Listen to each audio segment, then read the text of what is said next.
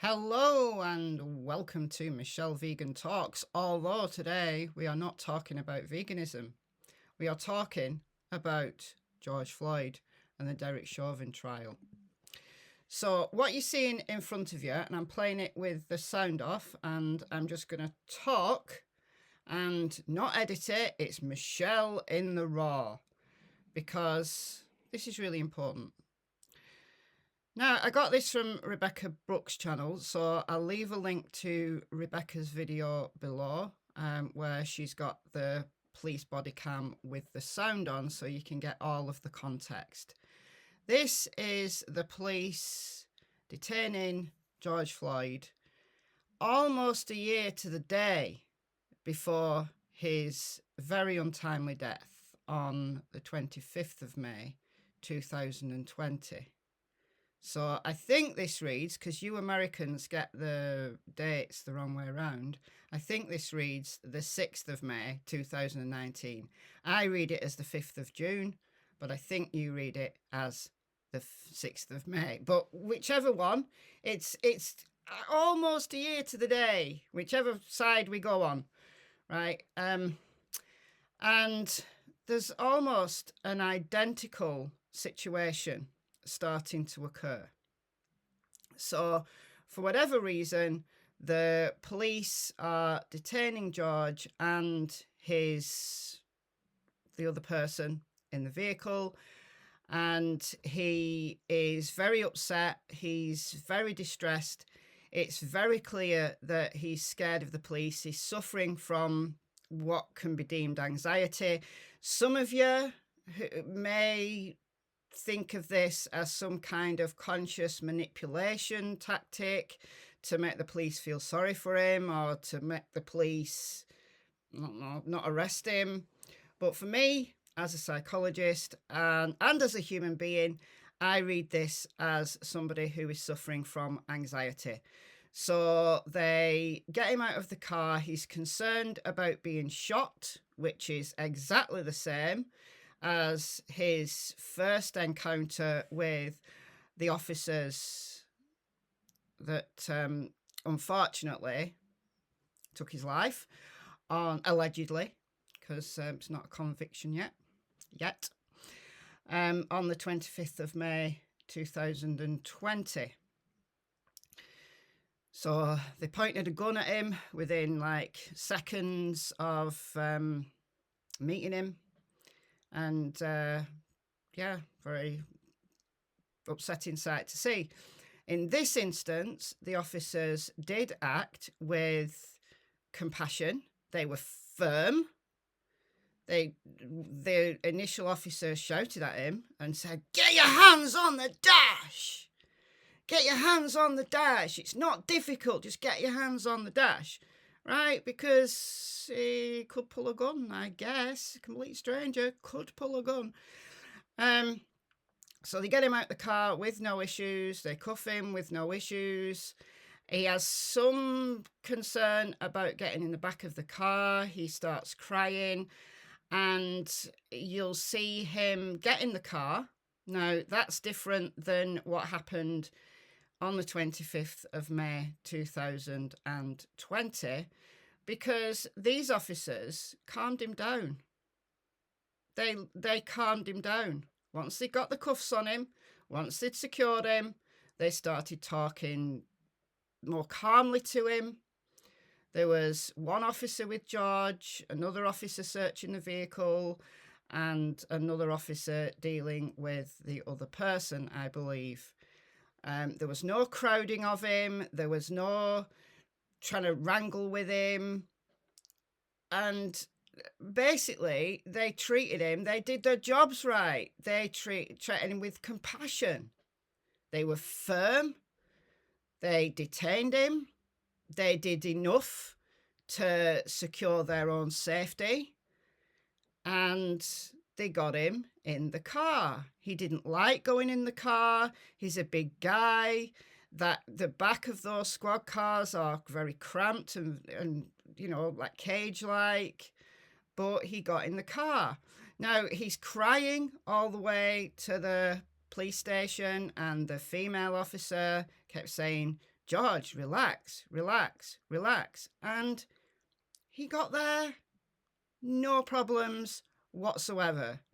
No wrestling him to the ground, no dragging him out of the car and lying him prone on the pavement for 9 minutes and 29 seconds with an officer on his feet, an officer on his body, and Officer Derek Chauvin, notoriously, with one knee on his back, one knee on his neck for 9 minutes and 29 seconds.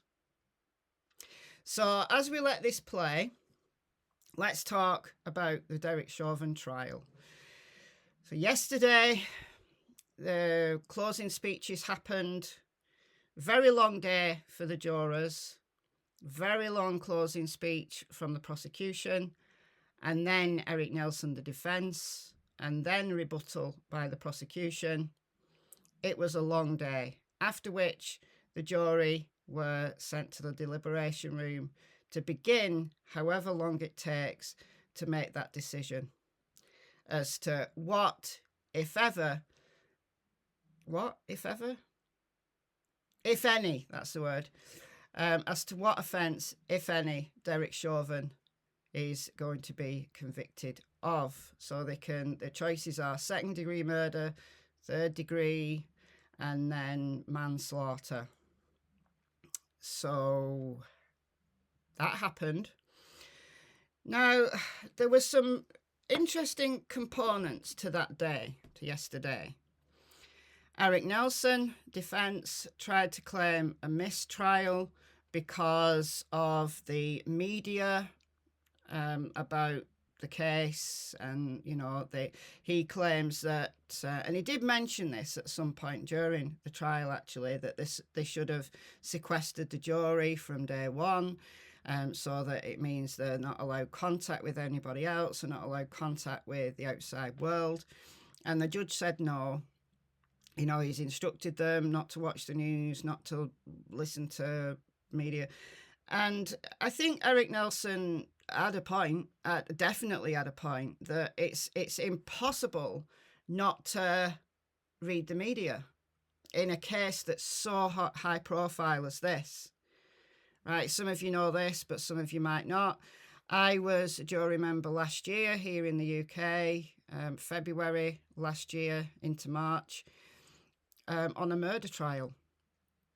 And jury selection in the UK is really quite different than in America, in that you just kind of get called up, you get a letter through the post, and you turn up and you're allocated a trial. Now,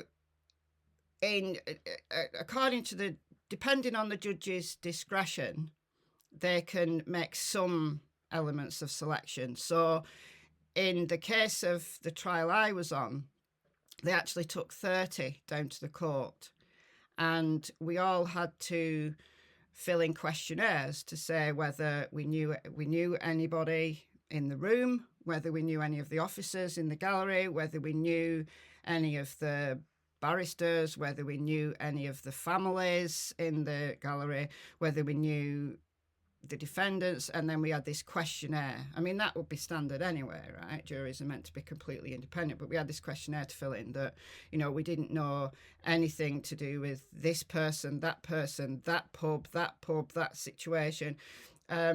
So, they went to some level to select people who weren't aware of the case, weren't aware of the trial. But that's it. Right, and then everybody whose questionnaires come back that they're happy with, then they just put the names in a hat, and the clerk of the court makes a decision. Right, literally pulls them out of a hat, and that's it. But with cases that are massively high profile, then obviously there has to be more considerate. Well, there has to be something, and this was, this has been shown. The courts are going to have to do something about this in future. in order not to, in some ways, prejudice the jury. But, Judge Cahill did talk to the jury about bias. We all have bias. We all have implicit bias. But it's about being aware of it. But it's this media circus. So, I don't know. That will be a point if Chauvin is convicted. I would imagine that's going to be one of the points from which you can appeal. So we've got to wait now to see what happens. But I've watched every single minute of that trial, and there is not one thing that the defence has put forward, either in terms of argumentation, in terms of expert witnesses, none in terms of cross-examination of any of the witnesses that the prosecution brought to the stand. There is nothing that has convinced me that what Derek Chauvin did was lawful. So, but it's not up to me. It's up to those members of the jury. And I guess whatever the decision they make is going to be wrong in some people's eyes. But hopefully, whatever decision does come out of it doesn't result in violence, doesn't result in, more violence than there has been already. That's all I can kind of say. The highlight of the trial, in terms of the evidence for me, was Dr. Tobin. He was actually trending on Twitter on the day which he gave evidence. He was an expert witness. He was a pulmonologist. Calculated all of the figures required to show exactly how George Floyd would have died. Very, very impressive. And apparently he didn't even take a fee for his service. I mean, but very, very persuasive in my view. If my eyes had deceived me and I was on the fence or even on the side of the defence, I think I would have been persuaded by what Dr. Tobin had to say. But again, that's just me. That's just me. In summary, what we can say is George Floyd was treated with disregard. His life ebbed away. His pulse stopped whilst he was led prone on the pavement. Officers Lane and King, who were the guys who were on his feet and on his body, actually got off him. You can see from the body cam. I've actually shown this on a video. I've shown the police body cam on a video. They got off him, and one of them checked his pulse and said they can't find one. And Officer Chauvin just carried on sitting on him, as if by magic somebody who has no pulse, somebody whose life is literally ebbing away beneath you, seemingly they're just going to jump up, even though it's 3, 4 if you count Officer Tow, 3 against 1, 4 against 1, and he's cuffed. So even then, there's acute danger that a man with no pulse is suddenly just going to jump up and spring back to life like he can control his own pulse, like it's some kind of tactic. I mean, come on, guys. They could not detect a pulse, and they still carried on with their behaviour. The behaviour was out of order to start with. He was already cuffed. We saw from the expert witnesses, from the police department, from police training, that once somebody's cuffed, you don't need to lie them prone on the ground with 3 officers over them. Lie them in the recovery position. They're not going to get up. They're not going anywhere. So no. Nonsense. Absolute nonsense. So for me, hopefully that jury,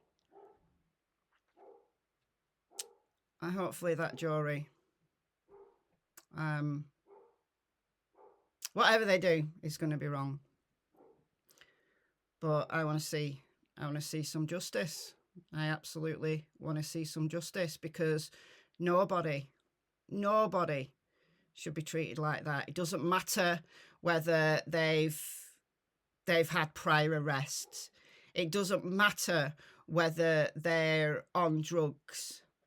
It doesn't matter whether they could be the worst criminal in the world. They could have the most convictions. They could be #1 Guinness Book of Record holder for number of convictions. And what they did would still be wrong. It would still be unlawful. And the defence trying to wrangle, well, he was on drugs, so it must have been a fentanyl overdose. Well, no. He's got atherosclerosis, so it must have been a sudden heart attack. Well, no. Because he was on drugs on this day, wasn't he? Tilly's barking outside. And he had atherosclerosis on this day, just a year previous. And he didn't die then, did he? Did he? So let me know what you think below. I know it's a very controversial matter, but let me know.